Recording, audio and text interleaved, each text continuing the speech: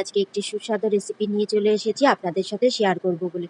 যদি রেসিপিটা ভালো লাগে লাইক করবেন, কমেন্ট করবেন আর সাবস্ক্রাইব করার অনুরোধ রইল। পাশে থাকা বেল আইকনটাকে টিপে দেবেন, যখনই আমি নিত্য নতুন ভিডিও ছাড়বো নোটিফিকেশন সবার আগে আপনাদের কাছে পৌঁছিয়ে যাবে। আজকের রেসিপি হচ্ছে মাত্র 10 মিনিটে কি করে বাড়িতে মটন তৈরি করতে পারবেন, হালকা মটনের ঝোল যে তৈরি করবেন সেইটা। এখানে 500-600 গ্রাম মটন ধুয়ে রেডি করেছি, এখানে 5টা আলু কেটে রেডি করে নিয়েছি।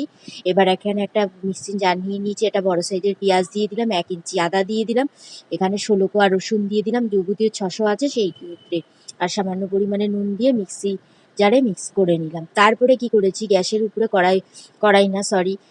প্রেশার কুকার বসিয়ে দিয়েছি, তার মধ্যে 50 গ্রাম তেল দিয়েছি। আমি মাংসটার মধ্যে বেশি রিচ করব না বলে 50 গ্রাম সর্ষের তেল দিয়ে দিয়েছি, 3টে তেজপাতা, আর এখানে আমি ফোড়নে বলতে দারচিনি দিয়েছি, কোনো এলাচ দিইনি, লবঙ্গ দিইনি, কিছু না, শুধু দারচিনি। আপনারা চাইলে দারচিনি, লবঙ্গ, এলাচ সবটাই দিতে পারবেন। তারপরে পেঁয়াজটাকে দিয়ে ভাজা হয়ে গেছে পরে মিডিয়াম ছোটো সাইজের 2টো টমেটো দিয়ে দিয়েছি, আর আদা রসুনের যে পেস্টটা করেছি সেই পেস্টটাকে এর মধ্যে দিয়ে ভালো করে 1 থেকে 1.5 মিনিট ধরে কষিয়ে নিয়েছি। কষিয়ে নেওয়ার পরে সামান্য পরিমাণে একটু জল দিয়ে দিয়েছি যাতে পোড়া না লাগে।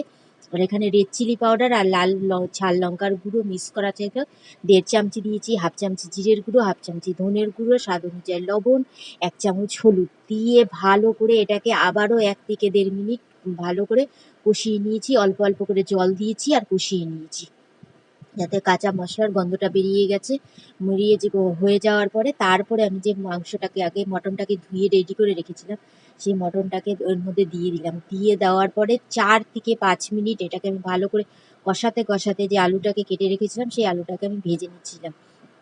এই যে একটু সাদা তেল আর সর্ষের তেল মিক্স করে আলুটাকে ভেজে রেডি করে নিচ্ছি ওইদিকে, আর এদিকে মাংসটাকে আমি কষিয়ে নিচ্ছি। তারপরে দিয়ে দিলাম 1/2 চামচ গরম মশলা। গরম মশলাটা জানেন আপনি, আমি বাড়িতে বানাই গরম মশলাটা, সেই গরম মশলাটাই ইউজ করেছি।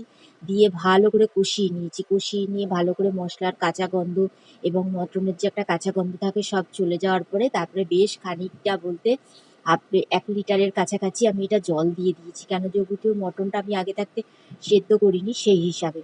তারপরে এখানে আলুগুলো ভাজাও হয়ে গেছে, ওদিকে মটনটা প্রেশার কুকারে বসিয়ে দিয়েছিলাম ঢাকনা দিয়ে, সেদ্ধ হয়ে গেছে মটনটা পুরো। আমি খুন্তি দিয়ে দেখিয়ে দিচ্ছি, এই যে বেশ ভালো মতন খুব সুন্দর মতন মটনগুলো সিদ্ধ হয়েছিল।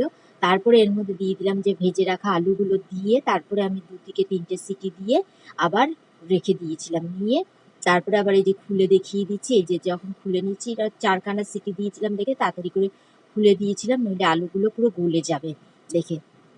এই যে এরকমভাবে তুলে দেখিয়ে দিচ্ছি আর নাড়িয়েও দেখিয়ে দিলাম, কত সুন্দর হয়েছে দেখতেই পাচ্ছেন। এই দেখুন আমি মাংসের পিসটাকেও তুলে দেখিয়ে দিলাম। আর আপনাদের সাথে এতদিন কোনো ভিডিও শেয়ার করতে পারিনি, আপনারা জানেন ভালো করে আমার বাবার খুব অসুস্থ ছিল। আমার বাবা এখন বাড়িতে ফিরে এসেছে, কিন্তু সেই কারণে আমি অসুস্থ হয়ে গেছি, সেই কারণে ভিডিও শেয়ার করতে পারিনি আপনাদের সাথে।